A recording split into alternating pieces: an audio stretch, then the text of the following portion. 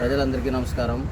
ఈరోజు ముఖ్యంగా మీడియా ముందుకు రావడం ఎందుకంటే ఎడ్యుకేషన్ కోసం తమిళనాడు ముఖ్యమంత్రి జోసెఫ్ విజయ్ సార్ గారికి మా లెటర్ ప్యాడ్లో ఫ్రీ సీట్ ఇవ్వాలని చెప్పి ముఖ్యమంత్రి గారికి ఇవ్వాలని చెప్పి ఈరోజు చెన్నైలో సీఎం ఆఫీస్ కాడ ఉన్నాము.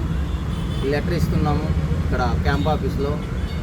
మరి బీటెక్ కోసం ఒక ఫ్రీ సీట్ ఇవ్వాలని ముఖ్యమంత్రి గారు కోరుతున్నాము. అలాగే ఎంబీబీఎస్ కోసము ఒక సీటు ఇవ్వాలని చెప్పి లెటర్ ఇస్తున్నాము.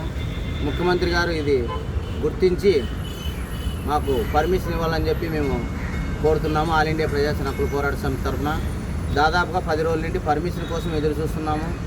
కానీ తమిళనాడు ముఖ్యమంత్రి విజయ్ గారి పర్మిషన్ కోసం ఎదురు చూస్తున్నాం. పర్మిషన్ ఇంతవరకు దొరకలేదు. దయచేసి మరి పర్మిషన్ ఇవ్వాలని చెప్పి కోరుతున్నాము. మా యొక్క పర్పస్ ఏమంటే ఎడ్యుకేషన్ కోసము, మరి పేదల కోసము ఆదుకోవాలని చెప్పి పర్మిషన్ అడుగుతున్నాము. అంతేకాకుండా మరి తమిళనాడు రాష్ట్రంలో మరి ప్రజలకు సేవ చేస్తున్నాడు ముఖ్యమంత్రి గారు.